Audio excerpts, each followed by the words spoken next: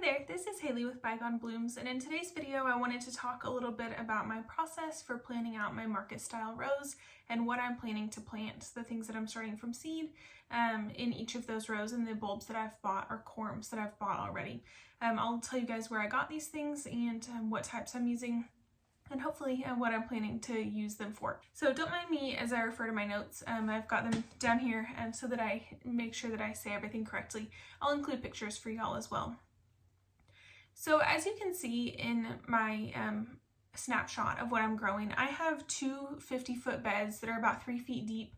They're not exact, they're not perfect because they're no dig, so I put cardboard down and then compost on top, but I just made those beds so that I can start some seeds directly, and I also have some seedlings started in grow lights above me as well that I'm planning on planting out here soon. These drip beds will also have drip irrigation to them, and I'll do a video on that when I'm ready for that as well. So as you can see, I've started with taller things in the back. I have sunflowers, zinnias, dahlias, sweet annie, eucalyptus, and hibiscus on the back row. So the sunflowers that I'm growing this year, I'm trying a few different kinds. I'm going with mainly pro-cut sunflowers because they're pollenless, and that will make sure that my customers don't get pollen on their table from the bouquet arrangements that I give them. So I'm doing pro-cut orange. I have 50 of those. I have 100 of the Pro-Cut White Light. I have, I'm trying some Summer Lovin' branching sunflowers that are hopefully will produce more than one on each plant, whereas the Pro-Cuts only have one stem per plant mainly. I have, let's see, I have 50 of those. I have 250 of the Pro-Cut Horizon. And those are the sunflowers that I'm starting this year. So you'll notice that I have the majority of them that I have are Pro-Cut Horizon, and then the second most is the Pro-Cut White Light. So I'm hoping to plant these in successions. I have my calendar behind me. You can see it in the frame a little bit. I have on my calendar every 2 weeks. I'm hoping to start around 40 more sunflowers so that I can cut them in successions. So you'll notice in my little drawing, I have 3 successions marked out. I'll probably end up with more than that. And you might be wondering what I'm going to use this space for before I'm succession sowing. So when it's bare, before I put sunflowers or zinnias or whatever in it. And my goal is to use some of my cold weather crops. We don't have a long period of cold, but I'm hoping if we have a cool enough spring, I'm hoping to direct seed some lettuces and kales, cabbage, other brassicas and that kind of thing while I'm waiting to put my sunflowers in there. So that's my plan. The next thing on my list that's also on the back row, mainly so that I can stake it if I need to, I'll stake it along my barbed wire fence, is my zinnias. So I have some that I've tried in the past, like the chrysanthemum mix, the cactus mix from Baker Creek. I really like the frilly look of those. I have the candy cane mix from Baker Creek as well that I'll use again. But then the ones that I'm using that are more for production, specifically and less to be just pretty, I really like the Benaries Giant mix, and I also have Benaries Giant White. So I have a packet of the mix separate and then white specifically that would be really good for wedding work or like baby showers, that kind of thing, where white is more commonly used. That's always a request that I have. I also have a Queenie Red Lime zinnia, and this one is not as large as the giants. It's only about this big around, and I'll show some pictures of the ones that I have, but it is really beautiful. I love the green tinge to the petals. So I have had great success with zinnias, however you pronounce them.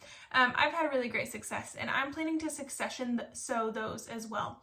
And you may be wondering why I'm succession sowing something that is a cut and come again, like a zinnia, where the more you cut it, the more it grows, but it will reach its optimal size and productivity at some point in the summer, and at that point I'll just cut it down and I'll have new to replace it. So if I continue to cut from a plant that is kind of past its prime, it may only produce a few blooms, whereas if I cut it down and plant new, that gives a chance for another plant to burst with blooms in its place. So in the same way that I have succession planning for sunflowers, I have those for zinnias as well. And I am not going to be planting them as often as my sunflowers. I'm going to plant them probably once a month. I'll plant more zinnias. And I've found in my experience in the past that zinnias are able to take a really light frost, and marigolds are as well. So I'm hoping to plant those out as soon as I can, closest to my last frost date. I live in Northwest Arkansas. We're a zone 6B or 7A, and our last frost is usually end of April. So end of April, I'll be planting my zinnia first succession. The next thing that I have listed is dahlias. Those are a back row, again, for the staking and so that I can lash them to my barbed wire fence. I ordered some dahlias through Longwood Gardens, or Longfield Gardens. I'll put it on the screen. That's where I ordered my dahlias this year. I'll show you the ones that I've gotten.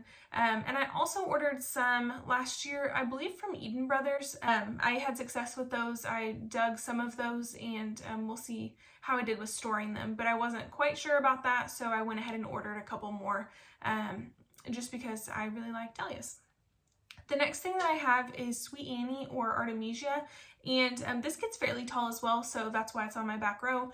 I have found that I am highly allergic to this, so it just makes me sneeze and get super itchy. However, it works really well as a dried flower, and zinnias dry really well as well. So I've used them for like bouquets and things, and same with the Sweet Annie. It dries really nicely, so you can do bunches of it, or you can use it in like wreath making or bouquets. It also, I've seen other people use it as just a cut in a bouquet when it's still in season before it's dried, and it looks really nice. It's a great filler. So I'm planning on growing quite a bit of that. Even though I'm allergic to it, I will just suck it up. I may have to wear a mask when I harvest it, but that one's also on my back row. Next up is eucalyptus, and I've never successfully grown this. I am growing the silver dollar eucalyptus type, and I grew some from seed last year, but my dog ended up digging them up. So I was able to transplant them from seedlings outside, but I never saw them grow to maturity. So I'm interested to see how big these get and what that looks like. I'm excited for those this year. I know in my own experience with eucalyptus, I've had it last in a vase for a really long time, and it's also great dried. So I'm excited for that one and hopeful that I'll have success with that this year. The last thing on my back row is mahogany splendor hibiscus.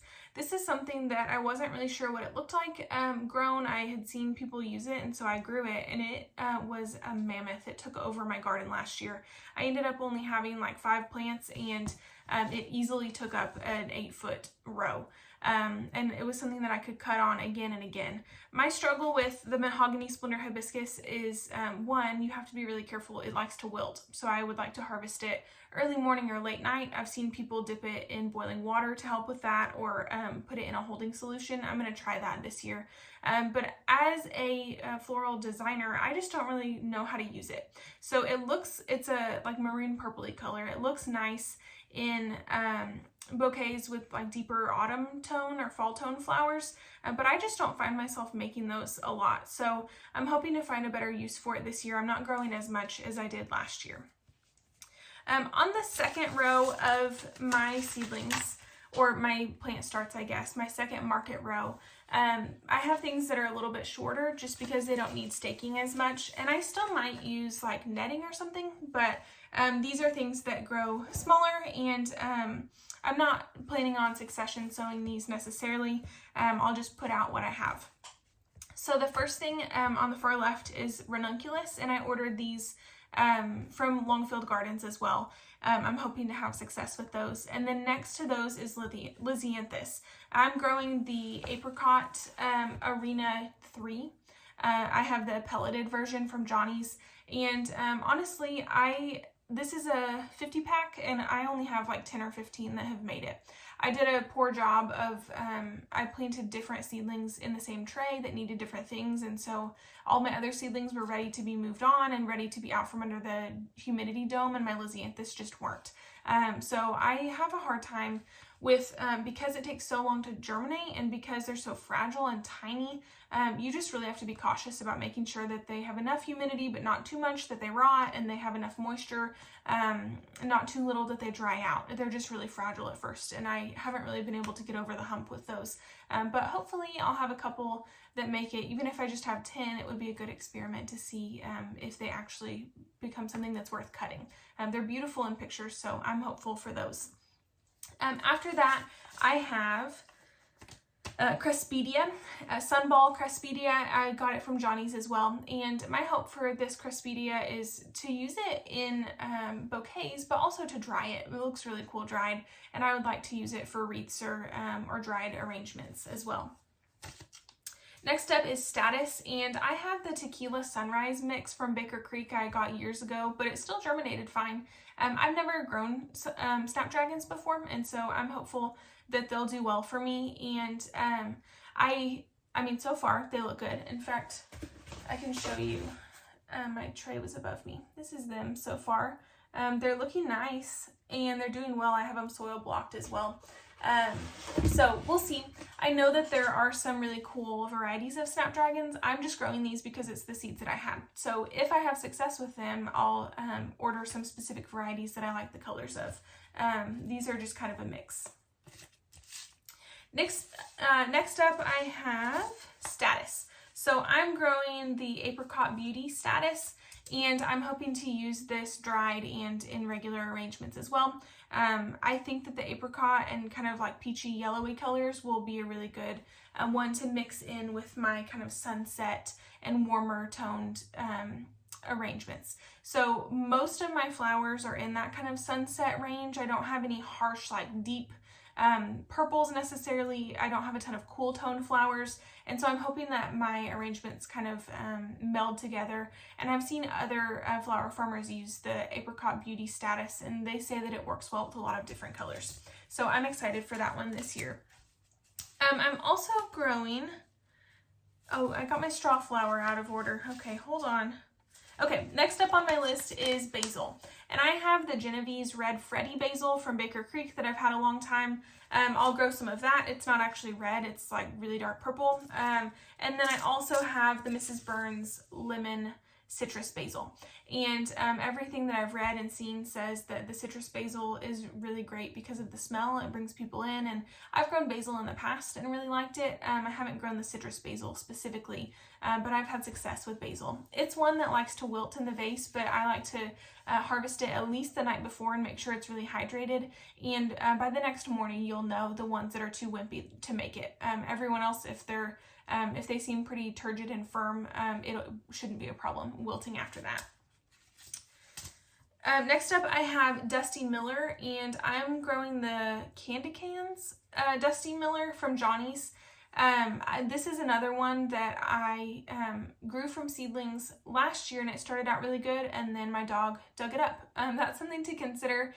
When your biggest garden pest is almost 100 pounds, they can do a lot of damage. So my garden dog is a great helper, but I'm moving my garden this year. I have it out along the fence outside of her area. So that may mean that I have more issue with deer, but hopefully I don't have an issue with her digging because she won't be able to get to it. So like I said, I've had success growing Dusty Miller from seed. I just haven't grown it all the way to maturity because it was dug up, but I'm hoping that I'll be successful again this year. And this is another one that dries really nice, Dusty Miller.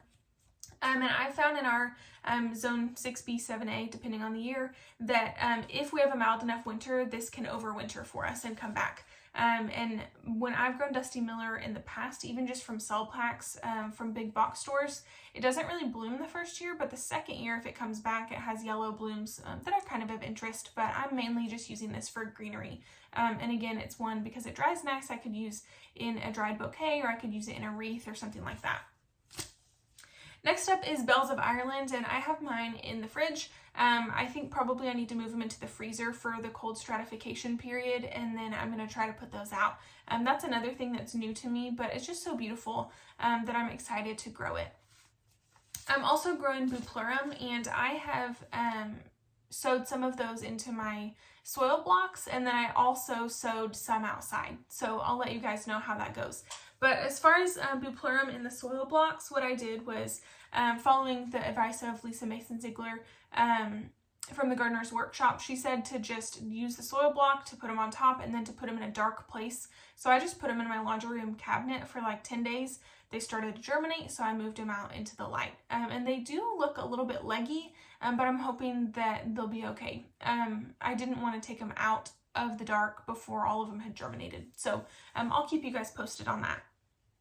But Bupleurum is another one that is just really beautiful greenery for mixed arrangements. Next up, I have Strawflower, and I'm growing the Seashells mix from Johnny's, and I'm also growing the Sultane mix from Johnny's as well. And this is another one that I'm hoping to be able to use dried and fresh as well. That I'm hoping to use for vases and dried arrangements, maybe wreaths, that kind of thing. And then following that, next to that, I'll have Sweet William. And this is one that I have, I'm starting in seed trays, and I'm also planting direct sowing outside. And I'm hoping that this will be a really good filler because it is kind of a mop head, almost like the same shape as a small hydrangea or something. So I'm hoping that that'll be a good one as far as a filler, or even maybe a focal flower in my early bouquets.